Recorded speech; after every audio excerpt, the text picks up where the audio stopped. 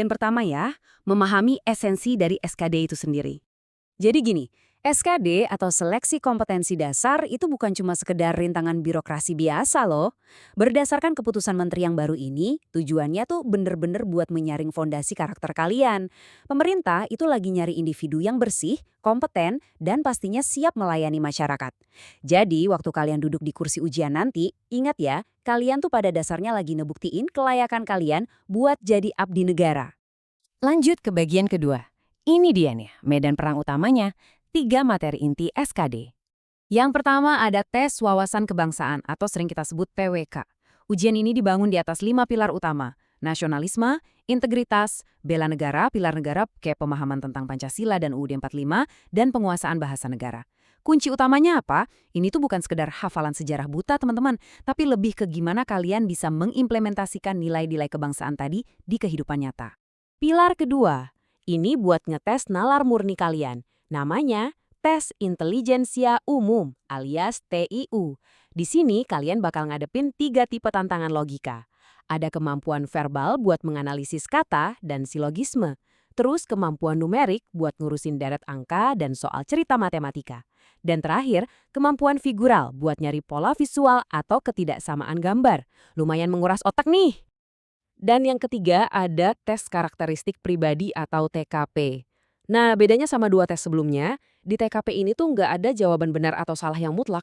Tes ini lebih ke mengukur kecenderungan perilaku kalian di 6 area penting. Pelayanan publik, jejaring kerja, sosial budaya, TIK, profesionalisme, dan ini yang lagi jadi fokus banget sekarang, sentimen anti-radikalisme. Masuk ke bagian ketiga, kita ngomongin batas waktu dan jumlah soalnya. Urusan manajemen waktu banget nih. 100 menit. Iya, cuma 100 menit waktu standar yang dikasih buat kalian nentuin masa depan karir. Tapi sebagai catatan, pemerintah juga ngasih keadilan akses kok. Ada perpanjangan waktu jadi 130 menit, khusus buat teman-teman pelamar penyandang disabilitas sensorik netra. Nah, sekarang coba deh bayangin waktu 100 menit tadi sama angka 110.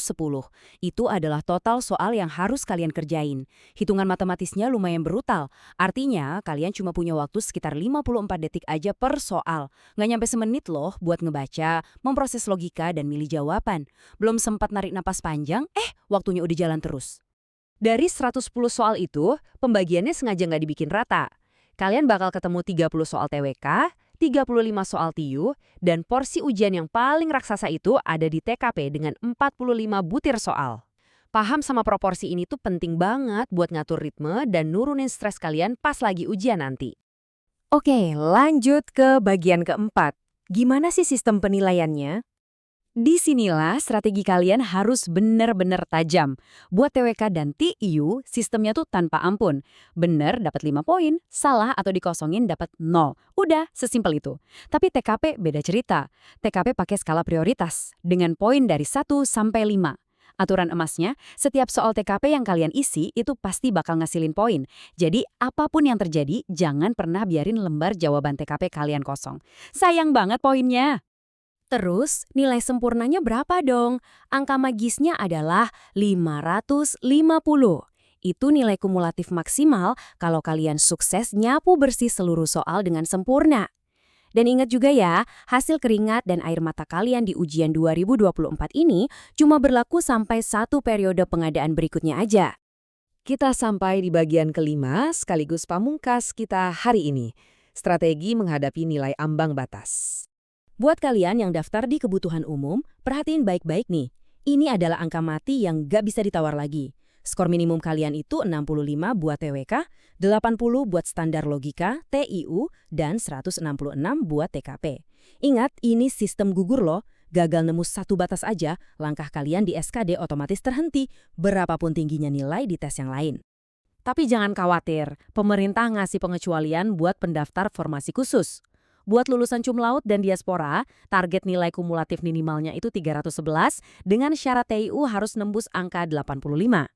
Nah, buat penyandang disabilitas, putra-putri Papua dan daerah tertinggal, nilai kumulatif terendahnya ditetapkan di 286 dengan TIU minimal 60. Jadi pastiin kalian nyesuaiin strategi belajar dengan jalur pendaftaran yang kalian pilih ya.